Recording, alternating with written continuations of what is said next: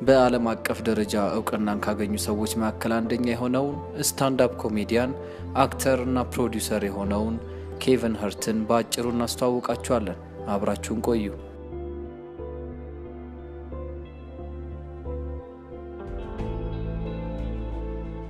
አጭር፣ ሜትር ከ50 ነገር፣ ቀፋፊ አስጠሊታ፣ ጥቁር ባሪያ የማትረባ ያልተማረ መሃይም፣ ድንክ ብዙ ስድቦችን ተሰድቧል።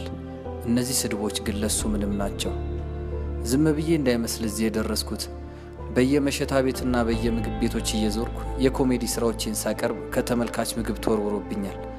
አንዱ እንደውም የዶሮ እግር ወርውሮብኝ ግንባሬን ብሎታል። መጠጥ ተደፍቶብኛል። ተመልካች ሰድቦ ጮሆብኝ አዋርዶኝ ከመድረክ ወርጄ አውቃለሁ። የገዛ አባቴ ራሱ ይጠላኝ ነበር ማለት ይቻላል። ልጅ እያለሁ ለትንሽ ገድሎኝ ነበር። አንድም ቀን ዋና ሞክሬ የማላውቀውን ልጅ ትልቅ የመዋኛ ገንዳ ውስጥ ወርውሮኝ ሰምጬ ከሞት ለትንሽ ነው የተረፍኩት። ኃላፊነት የሚሰማው አባት አልነበረም።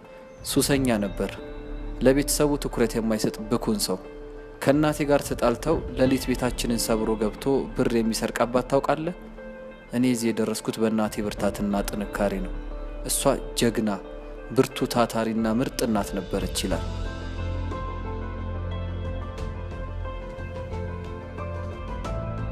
ኮሜዲያን መሆን እንደምፈልግ ለዛም ደግሞ ተመልካች ማፍራትና መታየት ስላለብኝ በየመጠጥ ቤቶች እየዞርኩ ስራዎችን ማቅረብ እንዳለብኝ ለእናቴ ነገርኳት። ኮሜዲያን ነው መሆን የምትፈልገው አለች። እንደዛ ከሆነ 1 ዓመት እሰጥሃለሁ። የ1 ዓመት የቤት ኪራይ ወጪን እሸፍንልሃለሁ። አንተ ብቻ ህልም ላይ ትኩረት አድርግ። ነገር ግን 1 ዓመት ብቻ ነው የምሰጥህ አለች። ተከራይቼ እየኖርኩኝ የቤት ኪራይ ሳትከፍልልኝ ብዙ ወራቶች ተቆጠሩ። ለእናቴ ደውዬ የቤት ኪራይ ክፈይልኝ እንጂ ስላት የሰጠው መጽሐፍ ቅዱስ ማንበብ ጀመርክ ትለኛለች። ለሱ ጊዜ የለኝም፣ የቤት ኪራይ የምከፍለው ብር የለኝም፣ ብር ላኪልኝ አልኩሽ እኮ እላታለሁ። በተደጋጋሚ ስደውላት የሰጠውን መጽሐፍ ቅዱስ ማንበብ ጀምርና ያኔ ስለ ቤት ኪራይ እናወራለን ትለኛለች። በመጨረሻም ከተከራየውበት ቤት ላይ ያስወጡኝ እንደሆነ ደውዬ ነገርኳት። መጽሐፍ ቅዱስ ማንበብ ስትጀምር እናወራለን አልኩ እኮ ብላኝ ስልኩን ዘጋችብኝ።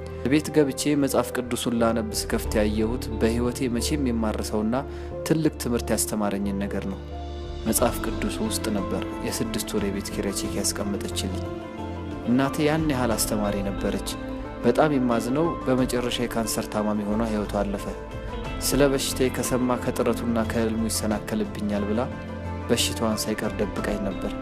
የማዝነው አንድም ቀን ስራዎችን ሳቀርብ ሳታይ በመሞቷ ነው። አባቴ ጥሩ አባት ሆኖ ባያሳድገኝም እወደዋለሁ። ምንም ቁጭት፣ ጥላቻ ወይም ቂም የለብኝም። በሱ ጫማ ውስጥ ራሴን አስቀምጠዋለሁ። አሁን ላይ እንከባከበዋለሁ። ወደ ማንነቱ ተመልሷል። ለልጆቼም ጥሩ አያት ሆኖልኛል።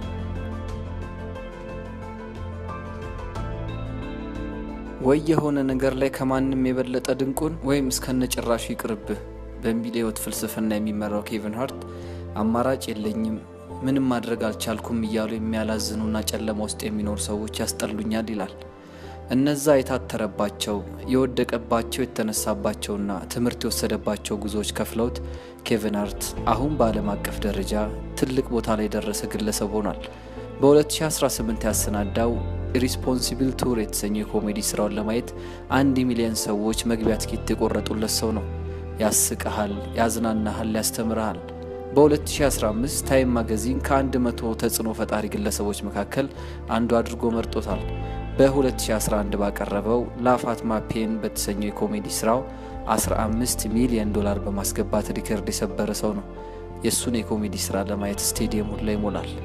ለሰዓታት የሚቆዩ እንደነ ቢኢቲ አዋርድ፣ ኤምቲቪ ቪዲዮ ሚውዚክ አዋርድ፣ ኤምቲቪ ሙቪ አዋርድ የመሳሰሉ በብዙ ሚሊዮን ተመልካቾች በቀጥታ ስርጭት የሚከታተሏቸው የሽልማት ዝግጅቶች ላይ ሚሊዮኖች እየተከፈሉት መድረኮችን መርቷል።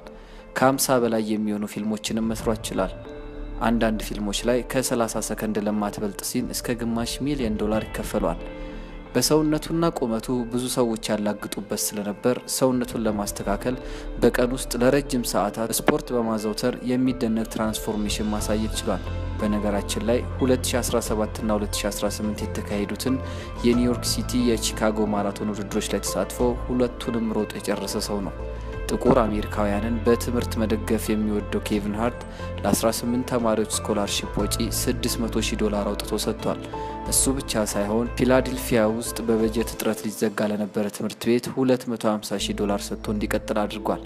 በአጠቃላይ ከሰራቸው የቴሌቪዥን ሾዎች፣ የኮሜዲ ስራዎች፣ ማስታወቂያዎች፣ ከመራቸው መድረኮችና ከተሳተፈባቸው ፊልሞች ያገኘው የተጣራ ሀብት $200 ሚሊዮን ይጠጋል።